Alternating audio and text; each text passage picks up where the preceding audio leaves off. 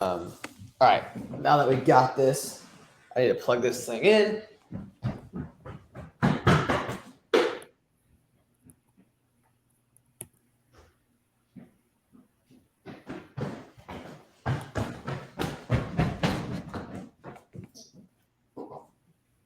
Okay. All right. Are you still in Austin? Yeah.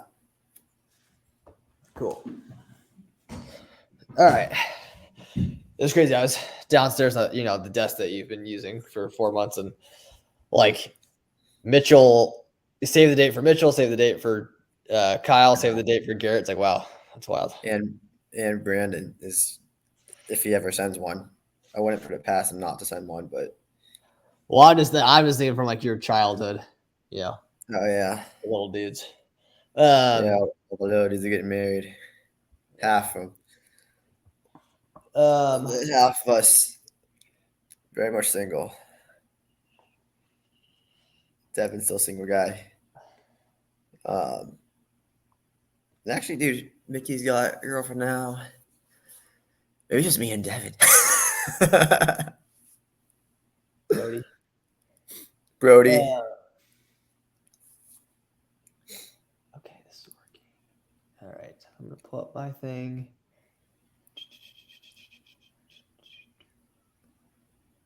I don't really know where to save this in my stuff, to be honest.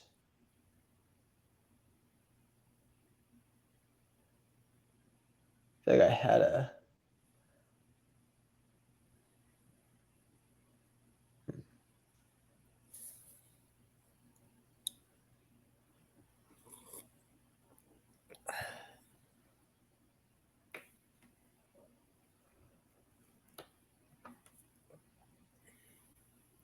Okay.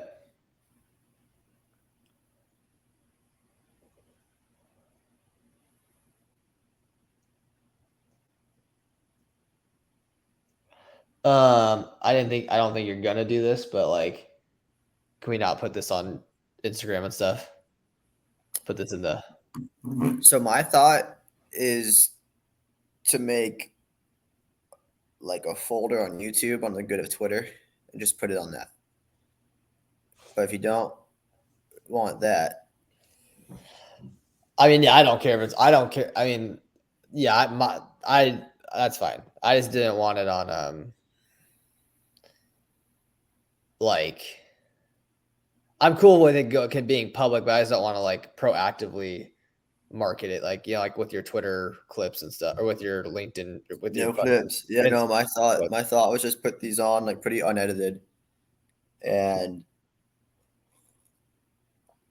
make a Goldenbroberg series under the good of Twitter. Don't worry, dude, those don't get views. Yeah, that's perfect. The clips get views, not the actual episodes. I have my social media manager. I told like, hey, I need you to go through our latest episode, try and find 5 to 10 episodes of like 5 to 20 minutes ish, like even like 3 to 10, whatever minutes that we can break out and post, because like that's how people actually listen to podcasts on YouTube. They somewhat, so if you see an hour, you're just too intimidated to click on it. So, but I won't even have them do. I won't have anyone do that for us.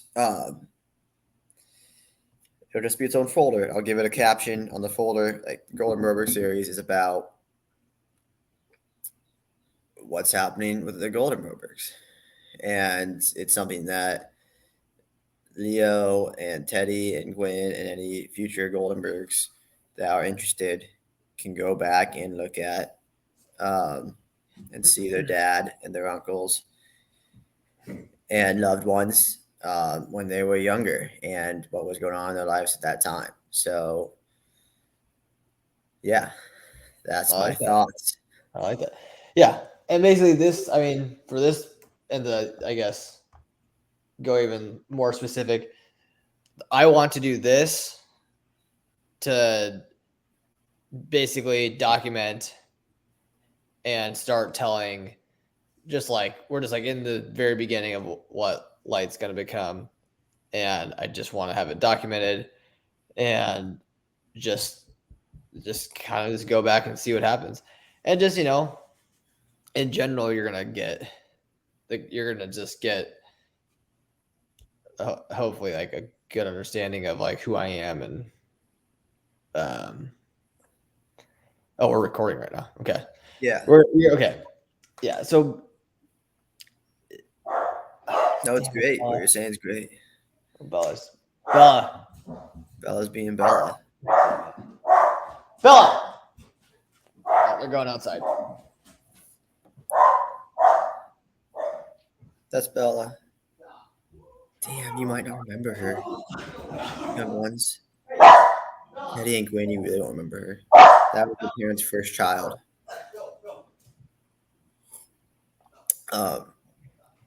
When I was in college and they were visiting and they had their first child, Bella, she got like a thorn or something stuck in her paw, and Spencer carried her home for an hour. What did you say? I was talking to your kids. Yeah. Okay. So yeah, I just like obviously you're gonna get little insights on just like my personal philosophy and just like life in general, what's going on. Like, this is life before the twins are here, but they're obviously getting very close, and there's been a lot of just mental like preparation for that.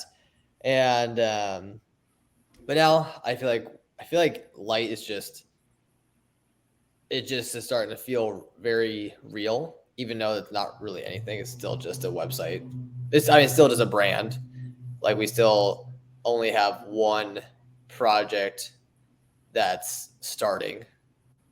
That we're still at least a year away from construction. But I don't know. Have I told you about the townhomes project that we might be getting? Um, Probably not. Probably. I mean, maybe. I remember the idea. I remember the different ideas, but not the actual one. No. Remember when I was in Charlotte visiting Jamie and Jake, and I called that guy who's big doing the larger master development. Like he bought like 150 acres, and he's doing a bunch. Like he's just building apartments, commercial, like a big chunk of it for houses, and then he has about like 40 lots kind of like lined up in a row that he wants to go and build like he wants it to be townhomes. And I asked him if Lite can do that. Me, Patrick, and Justin can do that. And I kind of just gave him a just high level of like what we're trying to do and what I want to accomplish. And he was super into it because he's only in his 40s, and he started doing this stuff when he was like 26. So he wants to help. He wants to be a part of younger guys' journeys and help them, because there weren't a lot of people who helped him back in the day. And anyway, so I mean, we're very close to making that happen, and that project could actually start this fall on the first. Would that be? Where would that be at? That'd be in Omaha. Oh, cool. Be in Omaha, cool. in a sub market of Omaha. Sick. So, with all this said, like, I've been thinking a lot about like, man, how do I actually make this real? Like, I chose Lite as a name because I feel like that name could justify I don't know, big's the wrong word, but it can justify a big brand. Like that name to me, I can see it on a $50 million project next to a bunch of grain silos that we just turned into murals. Like that name justifies what that's doing. And it's like, all right, how do I actually build a team and build a company that can get there? And that's what I'm trying to figure out. And I told you about the Garrett, that college kid who I met, who has been helping me with stuff. Yeah. I think he's graduating in August. I think he's going to join me full time. Like high level, it's like, hey man, I was like, I can't guarantee you like anything really. Like, I don't know. I can't say you're going to make this much money or whatever, but what the plan is he's going to help me. He's going to take a lot of the brokerage stuff off my plate, or just take a lot of the tedious stuff. So I have a lot of these just smaller projects and deals that honestly I come across my plate and that I currently have that aren't getting enough attention. Because what I'm learning is honestly, once you have like 3 or 4 deals, like the stuff just starts falling to the wayside, and like you kind of just prioritize 1 or 2 like your deals that like can make you a lot of money, you know. And for me now, that's the apartment deal, like the multifamily stuff that we're working on and at Oak. So those have been getting all my attention, and so he would come in and take a lot of the smaller stuff, but then also, and I would get anywhere from like 25 to 50% of it, everything he does, and then he would get like 10 to 15% of everything I do. So like I go and sell this apartment complex, and make 20 grand. He'll get 10 or 15% of that 20 grand. He's not gonna have. Sounds like a good deal for him. If I crush it, but I mean, reality is like I want to start doing less and less of the brokerage stuff and start focusing more on the development. Like I need to put more energy into the silos, like get this townhome project done, like go find other opportunities for Lite, to build that up. And then with that, he also is just helping me with Lite ideas. Like for example, did we talk about the All In podcast idea I pulled from that with the industrial stuff? Well, we don't have to go super into it on this one, but basically like 3 weeks ago, I was listening to that podcast and they were talking about a specific industry, like that plant-based meat industry, and how they basically have a huge supply and demand issue in their, with their like large steel tanks that they have to like basically create them in. It was a crazy stat. It was a crazy stat. It was like, there's like 5 million square feet of this product available for these companies to use. Only 1 million of it is for lease. Like, and then out of that million, like 90% of it or 95% of it is already basically taken up by all these like pharma bio companies. And so there's like a very, very small percentage available for these plant-based meat companies. And basically I'm like, man, like these groups are trying to get into the meat, like the meat world. And I'm sure most of these groups are in California or wherever, where all these tech are. I was like, man, like what if I identified a good piece of, say 500, 1,000 acres around here somewhere, and maybe it doesn't even need to be that big, but I identified some industrial ground that, you go to these startup companies, because they said, hey, there's literally like, they said there's like 100, 200 of these startup companies, like, fighting for this space or trying to get in the game. And so like, man, like what if we basically got a hold of these companies, talked to them, hey, like, why don't you do this where the competition really is? Because who you're competing with is the meat market. Like here in Omaha, like on the, obviously these are like the smaller areas around Omaha. Like you've got the Costco chicken plant. That's like a huge, huge chicken plant that they're doing. We have like some of the biggest meat plants and meat packing plants in like the country here. We're in the Midwest, like this is where it actually all happens.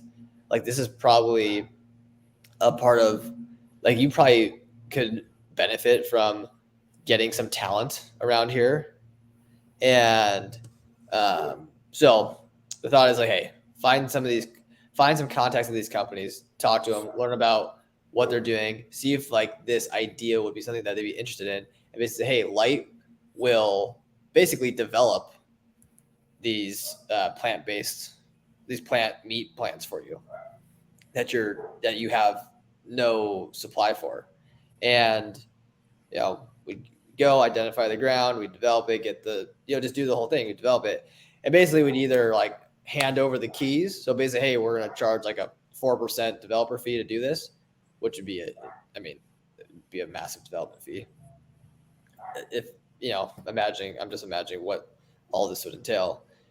Or it's like, hey, we don't really want to own it. And basically I'd be like, okay, if we can get enough of these companies on board with this vision, then we just like, that's when you go buy the 500 plus acres and you just turn it in. You basically create an industry within your market. It's like, hey, like come to whatever it is, like Sarpy County, which is just out, county outside Omaha, like come to, is basically attracting these companies to Omaha because we have the supply that they need, and it makes a lot of sense for them to do it here because we're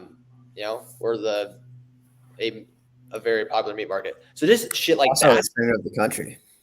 The middle country. Anyway, that's an idea. It's an idea. Just like putting it, and like that's gonna take some time to do this work to like find it. Like, and I'm over here trying to sell apartment buildings, and God, I just a lot of things. So you got. I've had this idea stuck in my head for over 2 weeks, and I'm like, shit, like I'm not working on this idea because I'm trying to make money. And so I was like, Garrett, like, dude, can you do this? Like, can you do some research?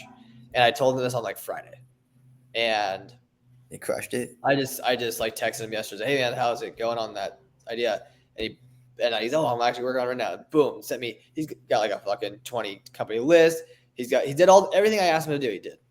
Crushed it. It's like for that, like like you know what, like you get 10 to 15% of everything I do because like these projects, these Lite projects, I mean that's the game changing stuff. Like the silos, that's what's going to change our life. Yeah. Like this is such a just like a crazy off the wall idea, but it's still no, it makes a lot of sense. It could work. It makes a lot of sense. You don't know until you try. And the this freaking dog is so ridiculous. I love Bella, by the way. Leo and twins and whoever else is coming behind them, but like she's very barky. Hold on, let me get her.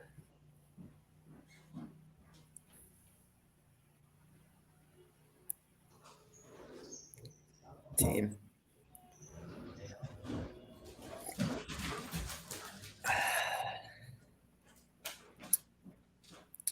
I wonder what you're thinking. Hey,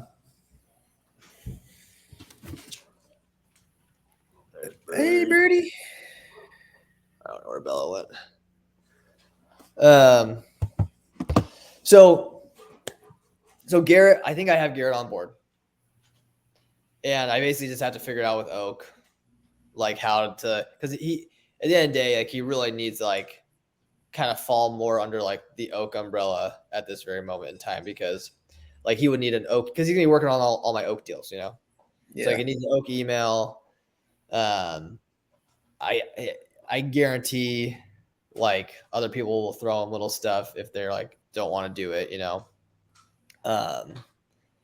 and that's just where he's going to have the most growth his first year or so. And this whole Lite thing, I just think it's going to take about another year or so to really developments take time. Just really to get it going, like to have employees and office space and all that stuff. So trying to think what I kind of want to. I'm going to go to this train of thought where I've been listening to this podcast called Founders by David Senra. I believe his name is. And basically, have I told you about the podcast? Have I told you about this one? That's the one that Charlie Munger. It's the he Charlie. talked That's the about first him. time I listened to it. The Charlie Munger one. Bella, we're done. We're done. Come here. Yeah, basically this guy, he just reads these memoirs, these biographies, autobiographies of these like historic business figures. People have just had like mass success. So like I've listened to obviously the Charlie Munger one, Sam Zell, this guy named Zeckendorf. I've listened to the story of the guy who created UPS. One of my favorite ones is the guy who started Hyundai. Amazing story. Like, but it's like I'm just listening to all these. Like it's like I'm just this guy basically he'll read the biography and then he'll watch like any documentaries on this person or he'll like do massive research on this individual and then he'll basically sit down like by himself in his podcast studio and just talk about this person or what he learned and the takeaways. And like he has all these notes and stuff, and like he ends up just like talking to a microphone for like an hour to an hour and a half. And it's really, I mean, I really, really like it. And it's like because I want to, I'm like it's like I'm one of those people like I want to read all these books and I want to like learn from these things, but it's like I struggle to sit down, and just do it.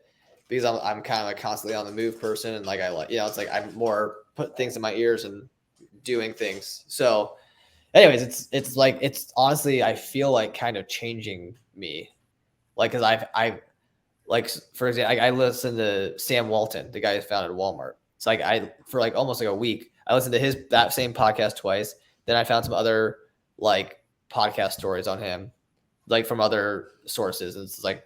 I've like ingrained some of his philosophy just like into my being. And it's just like giving me all this confidence and this just guidance, from these people that are dead or you're never going to meet. So who are just, who have done it at the highest level. And the more you just learn about these people, the more it's just like, man, like so many of these guys are just not like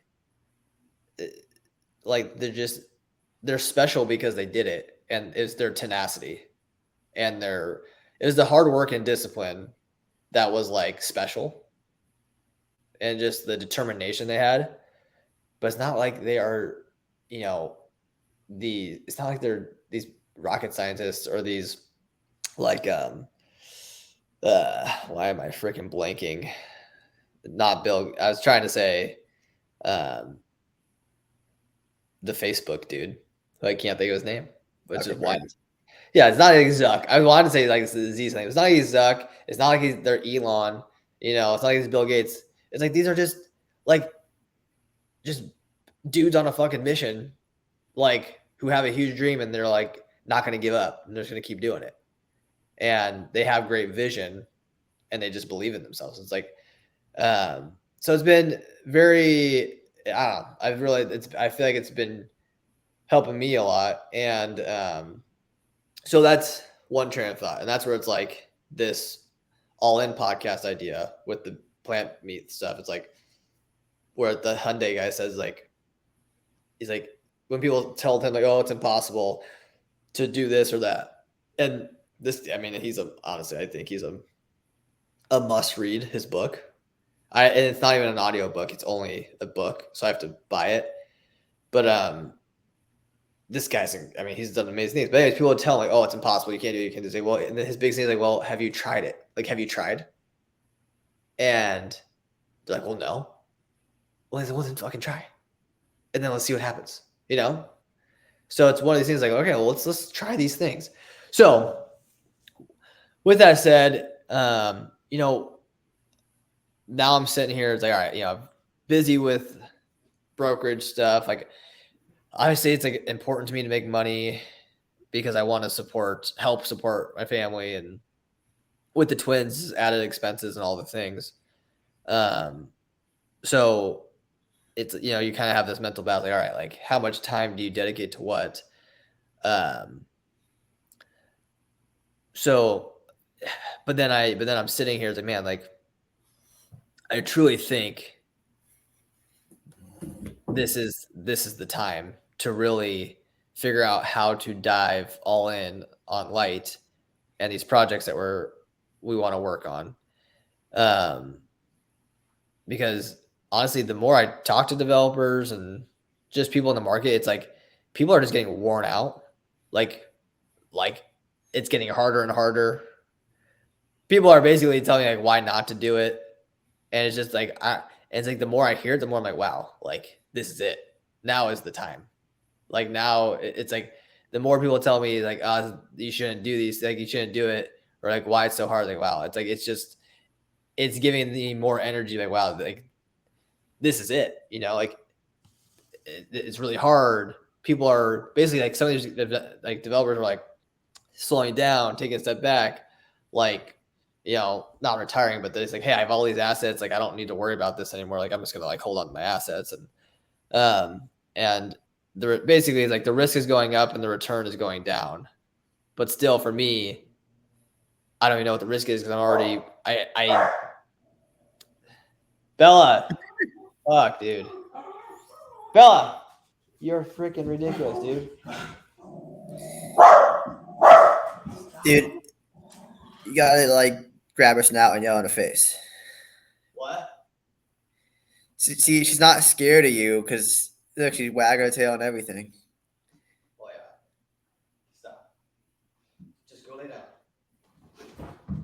Birdie, Bella, lay down. Lay down.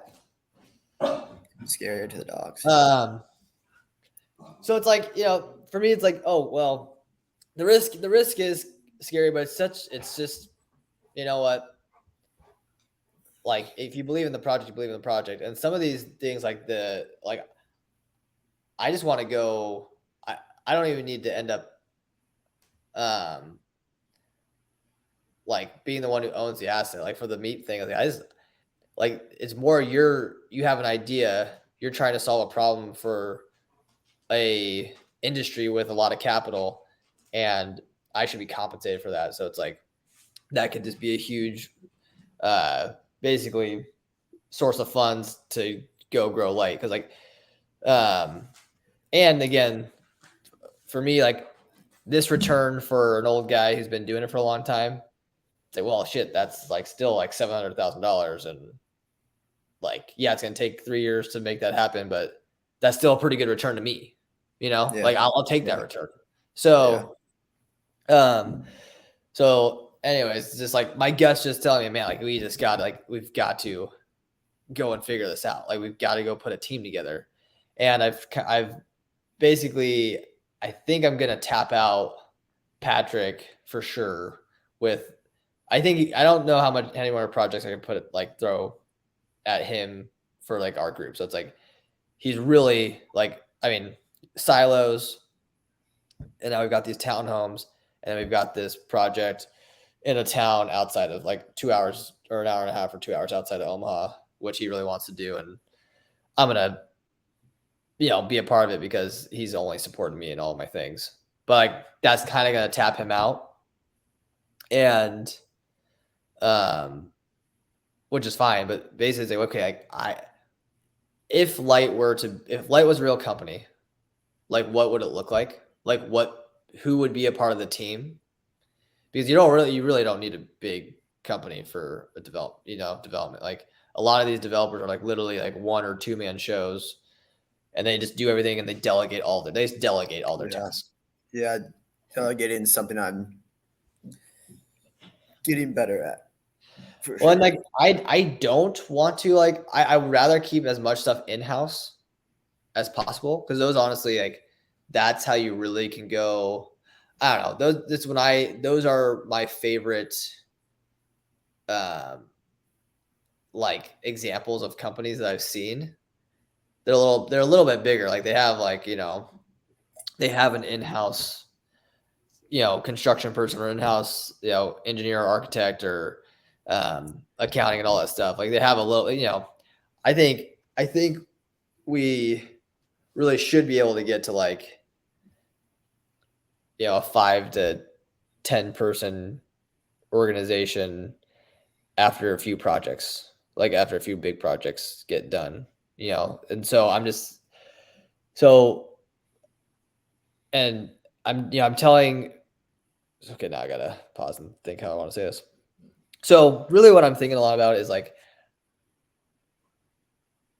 raising money to go build the company, like starting a seed round to build the team. And that would really just pay for the overhead, salaries, and like marketing. Really just pay for some salaries, I could go find super, super, super cheap office space, or literally we can just go in my basement and like start there. But there's also like a back room in Oak that we could just start.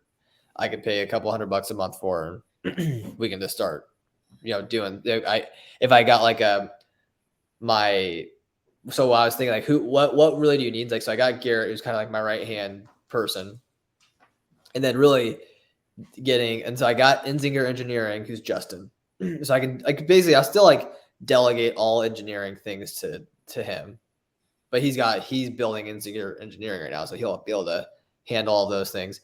And then I still have a really good construction group that I can always trust in Daikon. Maybe it's not that they do everything, but they're always, always a group I can trust, And so that's the most construction's most important piece. And then I will delegate the architecture, But so what do I really need? I believe is a finance person who can do the financial models, the pro formas, and then also go and do research on different grants and incentives and financial tools that are out there, and building relationships with the lenders. And basically, so they can teach. Basically, they say, "Hey, Spencer, like, here's how to talk about this with investors." Because this team, basically, it's like, "Hey, I go to you, Troy, because you're super rich and AMC hit, and now you've got $5 million. I go to you, Troy. Troy, give me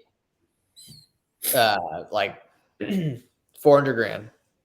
For that 400 grand, I'm going to give you 10% of Lite, like corporate, and that's going to basically cover our overhead for the next 2 years."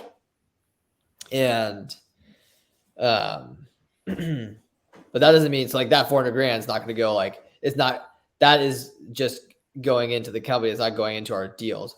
But the importance of, like, if you find a good enough deal, like, you can go raise the money. And I need that financial person to really like be the champion of that. So basically I go to them, "Hey, Mr. Financial, Mrs. Financial person, I want to figure out how Lite can maintain 25% equity in this deal." So it sounds like you want a CFA or a CPA. I kind of need them to wear multiple hats, because they're going to be like, they're truly like, I don't really have to pay Garrett that much. And this will be the person who I really like. They actually make a real salary. So it's like, so you're CFO. Yeah, CFO. I don't really know what their title would be, but like, they just handle all the financing. And basically, "Hey, I want us to maintain 25% equity. Can you figure out how to like make a model and to make this attractive to investors?" So then I can take it and we can go find investors together and talk to them and try to get them on board.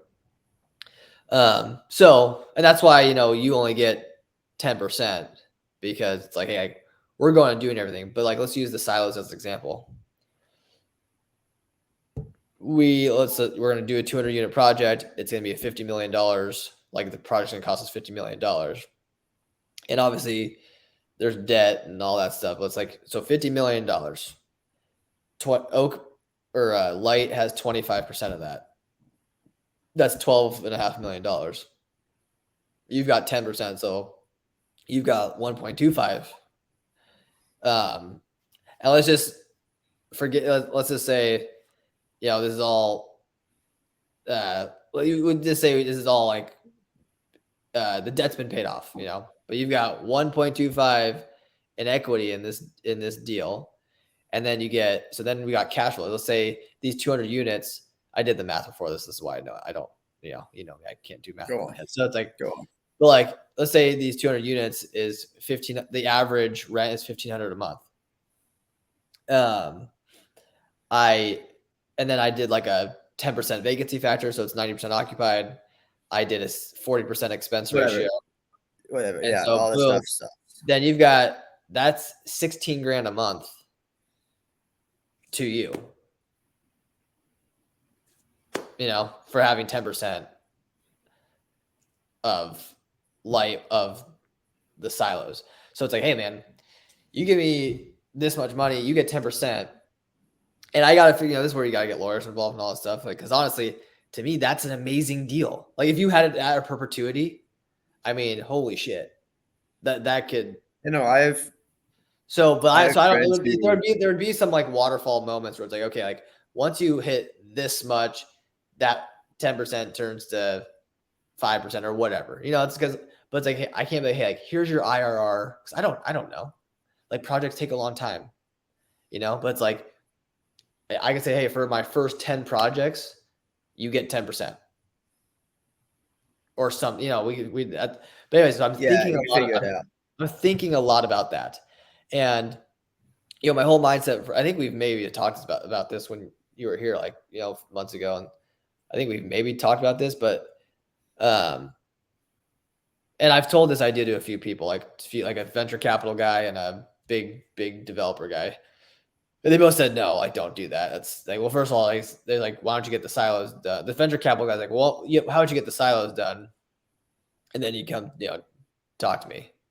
And I was like, I get it. I totally get that. And then the developer guy's like, well, like, you want to maintain 100% control, as much control as you can. Like, but it's like, I don't, like, I get it, but I don't really care if I want to have 100% like control and like making the decisions to an extent. But it's like, like these, I go back to these tech companies. It's like, dude, like Jeff Bezos owns 17% of Amazon.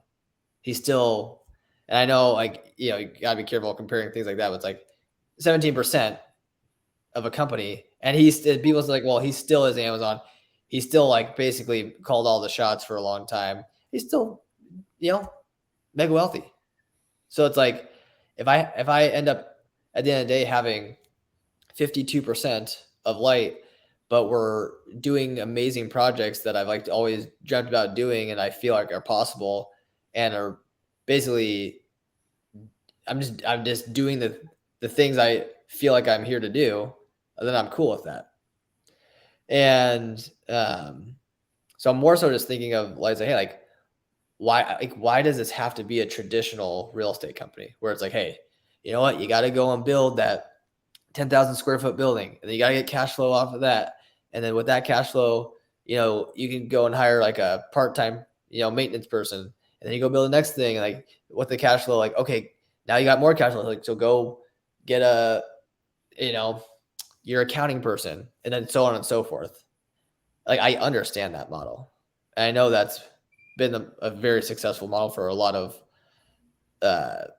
really wealthy people. But it's like, that's not what I want to do.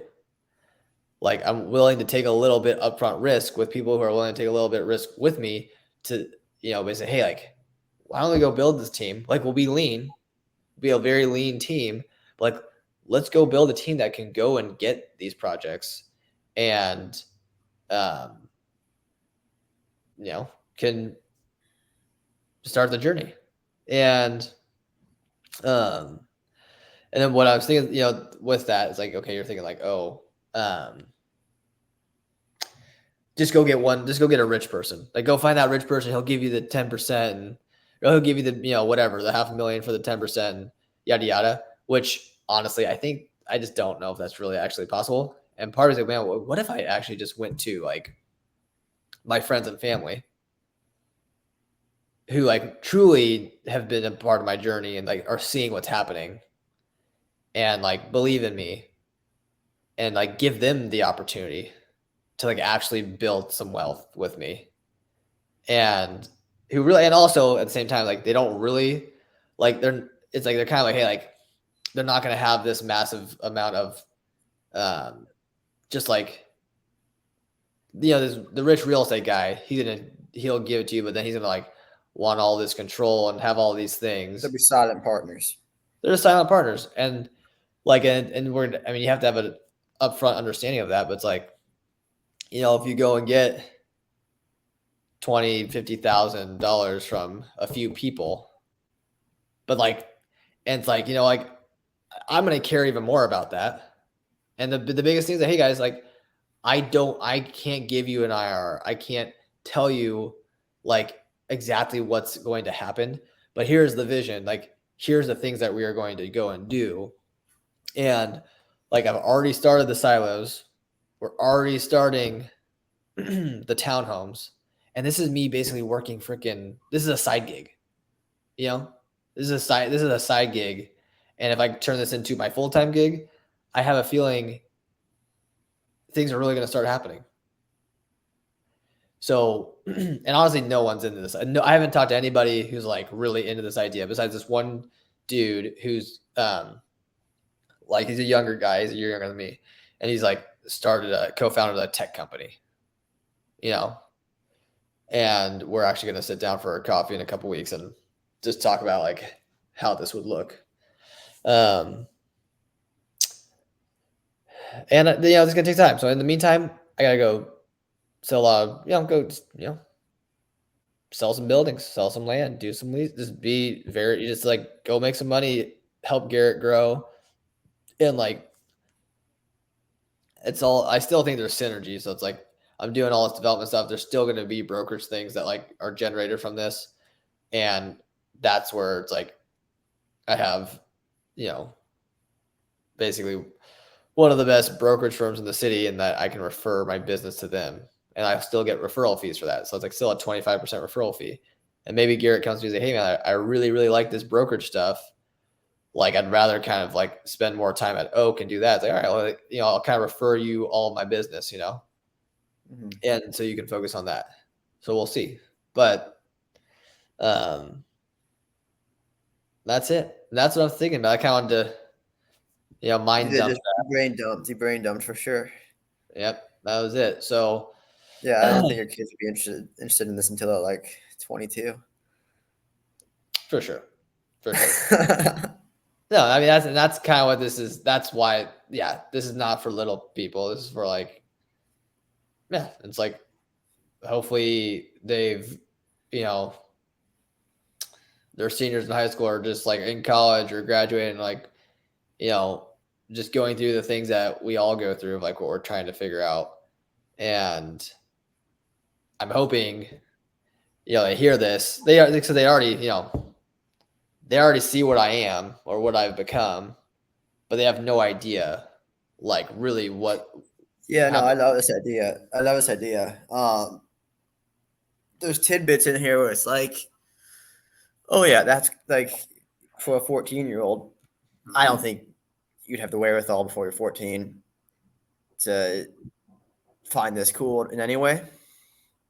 But if you're an old soul at 14, like if dad or mom had this and I was 14, I definitely would have watched these maybe on 2x speed, but definitely would have done it. And there are definitely tidbits in there like, oh, that's cool. And you definitely can tell who you are. And the more we do this, we'll be able to tell who we are. And I think it's a cool idea. I like what we're doing. And, you'll see the growth of you and Lite, which is really cool, from these ideas to the next stage, to the next stage, to the next stage.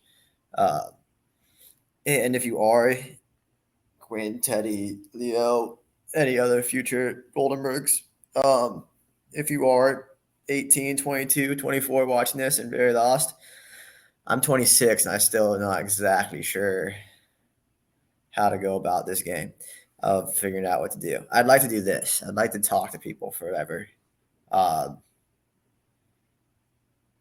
but my day-to-day job has changed a shit ton of times, and we'll see how the journey goes. So don't be too intimidated by your dad. I know he seems like he just figured it out real quick and all that shit, but Well, it's a no. journey. I was when I was 26, I had quit my job. I had no job. I backpacked. I came back and was living off of Courtney and her $40,000 salary. So, and we've got for that first episode we did kind of talks about that, just like the struggle. But with this stuff going forward, it's like I'll come to the table more, like try to be more organized with like certain things. I don't really know. I might kind of like ask you, like, hey man, like what might be a nice way to format this is like this. So one of the things that Coach Todd and I talked about, we had a lunch the other day, and it's like, what I really need to do, just it is honestly more like personal, like this is like more for like for me to build the strongest foundation of myself, is to really just identify what my core values are and my mission statement, and basically like just like have those memorized. Wake up in the morning kind of like, hey, like this is what I'm about, this is what I'm doing. And then when you do that, and obviously we've talked about that for a long time, but it finally just clicked the other day because I've been battling some just other stuff more on the Oak side. And it's like that's how you're going to make your decisions and live your life and take certain actions, and when to say no and when to say yes. So it's just like very, very important. It's like it's finally just kind of clicked.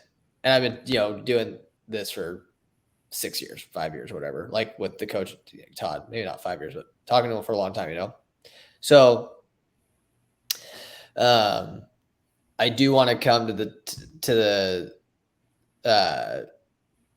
our meeting next time we talk with that. Like I do want to have that. And it probably be core values. And it would probably be a good idea for me it might be kind of interesting. Hey, like, we've talked about like, silos, townhomes, but like kind of just like, hey, like here's the things that are actually like in the queue. And then here are just the ideas and different things that we're working on, and like basically building the team. And something, I don't know, I need to do a better job of writing and journaling, like when thoughts come to me. But again, from listening to the David Senra podcast, it's like, dude, and just being in it. Honestly, I think doing anything on your own, like kind of like not having the 9-to-5 job and like building something, it's like breakthrough moments and success. Like it doesn't just like kind of happen one day. It's not like, oh, boom, like, it's like, I'm trying to think how to say it, but like, it's not just like a straight line, It's like, it's this. It's like that, like, it's like, that's how it happens. So it's really hard to just, I think it's really hard for people like to not give up sometimes, or not to like get all these negative self-doubt thoughts. But I think that's also really an important part of this. It's like, hey, like it doesn't just like click and happen one day. It's like it happens consistently over years. But like it's all about your weeks and your days and your months that are leading up to it. And I feel like we've said it a billion times. It's like people overestimate what they can do in 1 year, underestimate what they can accomplish in 10 years. And 10 years fucking flies. It's like, it does. So it's like, and like the day to day seems long, but like when you find something and you're into it, and you're like focused on it, like it really can't fly by. Or it's like, dude, when you just kind of take a back seat to life and you let it control you, it's like it also can fly, but in a negative direction. So it's like it's up to you. You can choose the challenging hard path that's going to create growth, but it's going to be painful sometimes, but it's also going to be a lot of fun. Or you can just like let it slip away and like just kind of like not take it seriously and go the path of less like that's you know, with Less conscious effort. yeah. So either way, And life's hard. yeah, either way I it's think hard. by the time any kids watch this, they're gonna realize life's hard, because you realize life's hard somewhere between 12 and 15, 12 and 16. Life gets pretty fucking difficult, and you can either work towards what you want, or you can just get old.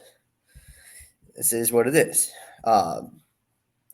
In this family, I have a strong feeling you're going to be working towards what you want to work towards.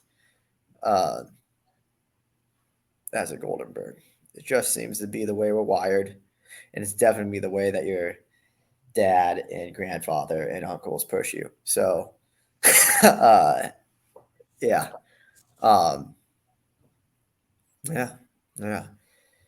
But good, we got some action items, core values. I'll think about that too. It's so much harder. Like I've said core values and written them down in classes and just in general, but it's hard to actually like live by that and like really mean it and just really sit there and think, okay, what is it? So I'll think about that too. Um, I think I'm gonna go for a run today. And when you ran your half marathon, I ran 10 miles that day Oh, with nice. a guy who the most he'd ever ran was 6 miles. He wants to run a marathon, and he knows Jesse Itzler. I wasn't know him personally, but he's a fan of his as well. And I was like, oh, dude, my brothers love that guy. He was in Austin, so I should have told you I didn't know you were a fan. But um, and Jesse apparently trains running 7, walking 3. I could have knocked out a marathon doing that. I felt fantastic at the end of 10. Like I didn't feel tired in the slightest. I was like, I Yeah. didn't realize how easy that He is to also run. does that too, probably because he's old. Yeah. You can run the whole thing. I mean, like that was that was the goal for my first marathon. I was like, just don't walk, just run the whole thing. Um, But yeah, no, yeah, no, like I that's didn't. a great strategy. It's just we ran 10 that way. I went a little bit further, um, but he needed to do it that style. And I mean, he never ran more than like 3 miles, I think he said, before he started training for this. It's wild. And he walked 10. That's cool. Yeah. And I'm having a slower week with work myself, which is pure on me. I mean, I'm just making cold calls every fucking day. So, and emails and text and all that. And motivation hasn't quite been there. I've been looking at different jobs. There's a VC world has been calling my name, and I've applied to some VC stuff, and I haven't got it. But like, I've used my sales skills and the sales tools that I have here to like actually call them and get in contact. And I'll get an email if I get ever a personal email like, "Hey, we're going a different direction." Like, "Hey, that's understandable. I get it. I'm more interested in the VC world than I was in this particular role. Let's stay in touch." And I've learned that from this job. So I do like this job. It is teaching me a lot. I like the people I work with, I like my boss. But I just, I don't want to be in It's just not the industry you want. not the industry. The venture industry sounds. I mean, that's cool. I I mean, think it that'd really be it's right up my alley, dude. It's like right up my alley. And I applied to a podcast job. I mean, this would definitely be a side gig, and I will tell them that. But I applied to a podcast job in Chicago, and I'll keep applying to jobs like that. That would be side gigs because they all pay like $30K.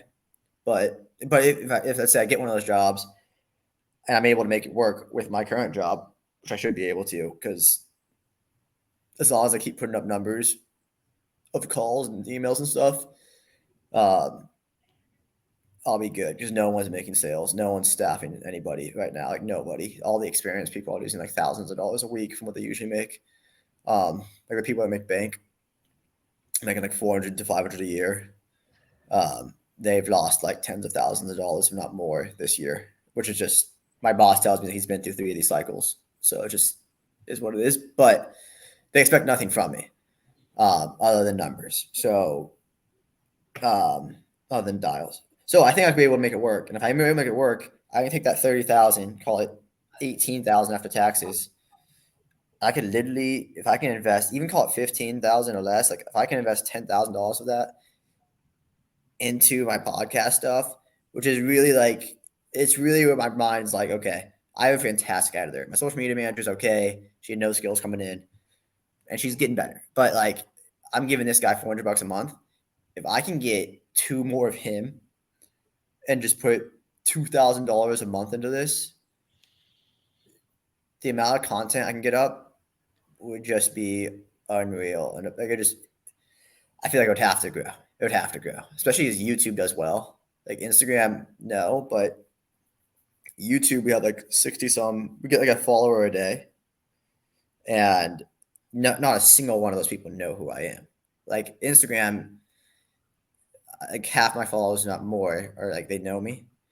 And yeah, we get good view counts. We have good stats on YouTube. And we don't even have actual like content. We have the full episodes. We don't have the 10-minute episode, like the 10-minute clips. And that's really what hits. So that's my thought. My thought is if I can just invest more money into this, that'd be sick. And I think that would really help get to a point where it can make some money and invest it back in itself. But in the meantime, and if I run this correctly, I will never have to do it like full time. I could start a company or I could do a 9 to 5 that I love. So in the meantime, I'm thinking like, what's a 9 to 5 I might love? Like the sales thing is cool. Definitely closer to what I want to do than any of the finance stuff or the consulting stuff I've really done. But yeah, the VC world calls my name. And it would be so I've done a lot of research into it. Like the sourcing is like sourcing would be sales, sourcing like business relationship stuff. That would be right up my alley. Hard to break into though. And they pay you a lot of everyone at a VC firm makes a lot of money. So like hard to break into. But yeah, I keep applying for jobs like that and just opportunities like that. But we'll see. We'll see. That's where I'm at. And yeah, I think the big thing with the podcast too is just get just more and more interesting people. And like it's hard. My response rates come down pretty heavily. And I think I need to reach out to people I've had on the podcast and like, yo, hope you're well. Like, by any chance, the only one that you think would be interesting to have on the podcast, and so getting people like that, yeah, start getting referrals. So my response rates come super far down, and like I've had like 2 or 3 people accept and not show recently, like very recently, and then I just can't seem to fucking get. I can't seem to get a fucking girl on the podcast these days. And like my first like 5 episodes, there was like 4 girls, I feel like, and then went to YouTube, and now like I don't know, and they just stopped responding. Do you think it's because of the content? No, that's good. I don't think they've seen. I don't think anyone's seen. I think the asking for referrals is definitely the way to go. You built up a decent base, like go, yeah, get your yeah. I think that's the way to go. Yeah.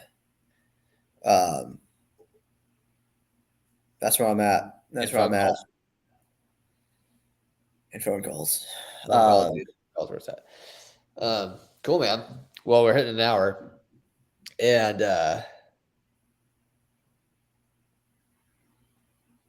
time to go grind. Go for a run.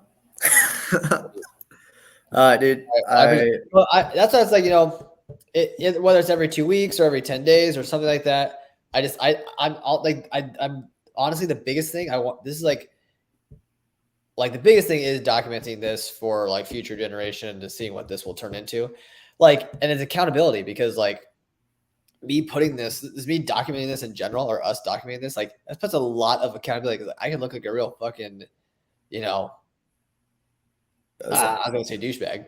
If I basically am like saying all these things, I can look like a real jabroni if I am saying all these things and I end up like not doing anything, you know? So like this accountability, I'm putting this out there for the universe to hear. Like I know nobody's gonna listen to it, but like I'll tell like, you know, it's like, but it's still out there. And um it's gonna create, it has to create a level of accountability.